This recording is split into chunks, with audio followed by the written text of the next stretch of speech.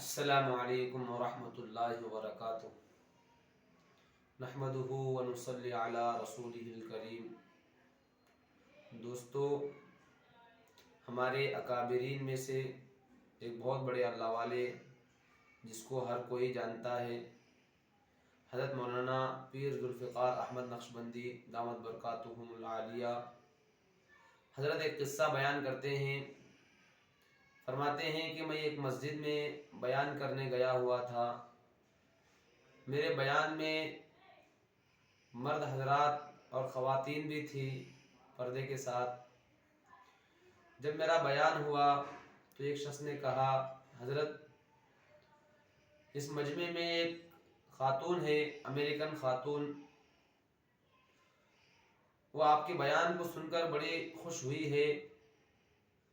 اس کی ایک عادت ہے کہ جو بھی عالم دین سے ملاقات ہوتی ہے تو اس سے کچھ سوالات کرتی ہے دین کے متعلق، اسلام کے متعلق۔ وہ آپ سے بھی کچھ سوالات کرنا چاہتی ہے۔ حضرت نے کہا، جی ہاں ٹھیک ہے، اس سے کہہ دو کہ وہ جو سوال کرنا ہے مجھ سے کر لیں۔ چنانچہ اس خاتون نے، امریکن خاتون نے حضرت سے تقریباً آدھا گھنٹہ پوچھ تاچھ کیا اسلام کے متعلق، شریعت کے متعلق۔ حضرت اس کو سمجھاتے رہے۔ وہ بڑی مطمئن ہو گئی، کہنے لگی کہ میں جتنا آج حضرت کے جوابات سے مطمئن ہوئی، اس سے پہلے مجھے اتنا اطمینان نہیں ہوا اسلام کے متعلق۔ میں بھی انجینئر تھی اور میرے شوہر وہ بھی انجینئر تھے، دونوں امریکہ میں ایک ہی کمپنی میں جاب کرتے تھے۔ ہماری کمپنی نے جدہ میں ایک دوسرا برانچ کھولا اور کہا کمپنی میں کام کرنے والوں سے کہ جو بھی جدہ جائے گا تو ہم اس کی تنخواہ بھی بڑھا دیں گے، 2 سال کے بعد جب واپس امریکہ میں آئے گا اس کا پروموٹ بھی ہو جائے گا۔ تو میں نے اپنے شوہر سے کہی کہ چلے ہمیں ایک دوسرے ملک گھومنے کا موقع مل رہا ہے کمپنی کے بہانے سے، ہم چلے جاتے ہیں۔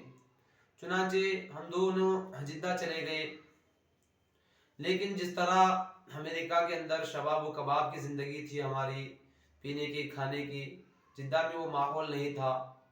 وہاں پر تو سب نمازی، سفید لباس میں، احرام کی حالت میں یہی لوگ نظر آتے تھے۔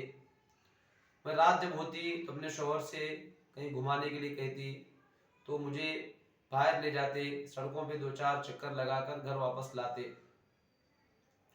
جب میں وہاں پر رہتے ہوئے دیکھتی کہ بہت سارا مجمع کعبۃ اللہ کی طرف، مکے کی طرف جا رہا ہے سفید کپڑے پہنے ہوئے، تو مجھے بھی خیال آیا کہ ہم بھی جائیں۔ تو میں نے اپنے شوہر سے مشورہ کی۔ میرے شوہر نے کہا کہ وہاں پر مسلمان ہی جاتے ہیں، انہی کی اجازت ہے۔ تو میں نے کہا کہ چلے ہم بھی ان کے جیسا لباس پہن کر نکلتے ہیں، اگر اجازت مل گئی داخلے کی تو چلے جاتے ہیں۔ تو چنانچہ میں نے وہ جو احرام کے کپڑے پہنتے ہیں لوگ، ایسے 2 چادریں میرے شوہر کے لیے اور ایک میرے لیے سفید برقع طور پر وہ خرید لیے اور وہ پہن کر ہم نکلے۔ جدہ میں جو چیکنگ کا جو چوک آتا ہے، وہاں پر اس وقت رات کے وقت چیکنگ والوں کی ڈیوٹی چینج ہو رہی تھی اور بھیڑ بڑی لمبی تھی۔ جب ڈیوٹی چینج ہوتی ہے تو چیکنگ والے بہت کم ہوتے ہیں، ایک ہی آدمی تھا اور 8 قطاریں تھی۔ تو وہ ایسے ہی جاؤ جاؤ کہہ رہا تھا، ہر کوئی گاڑی والا نکل رہا تھا۔ تو اسی دوران ہم بھی نکل گئے۔ جب ہم کعبۃ اللہ گئے تو دیکھتے ہیں کہ بہت بڑا مجمع ہے، کعبۃ اللہ جو پتھر کا ایک بنا ہوا ہے اس کا طواف کر رہے ہیں۔ جب ہم قریب گئے تو اس کو دیکھے تو ہماری آنکھوں سے آنسو جاری ہو گئے، میرے شوہر کے آنکھوں سے بھی آنسو جاری ہو گئے، ہم زاروں قطار رونے لگے۔ پھر ہم نے وہیں پر کسی کے ہاتھ پر اسلام قبول کیا، حالانکہ وہ عیسائی مذہب کی تھی خاتون اور اس کا شوہر یہودی مذہب کا تھا۔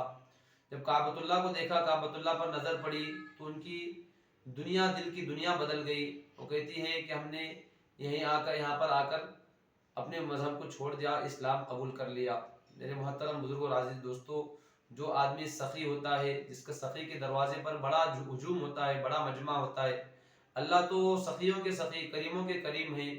وہاں پر جو بھی مجمع جاتا ہے تو واپس نہیں لوٹتا. ایک غیر جو کعبۃ اللہ کو دیکھ کر ایمان میں داخل ہوتا ہے, تو ایک ایمان والا کعبۃ اللہ کو دیکھ کر اس کی دل کی دنیا کی کیفیت کیا ہوگی. اللہ رب العزت سے دعا ہے کہ اللہ تعالی ہمیں بھی کعبۃ اللہ کی بار بار زیارت کی توفیق عطا فرمائے. اللہ وہاں کی رونقیں, اللہ وہاں کی عبادتیں ہمیں نصیب فرمائے. آمین.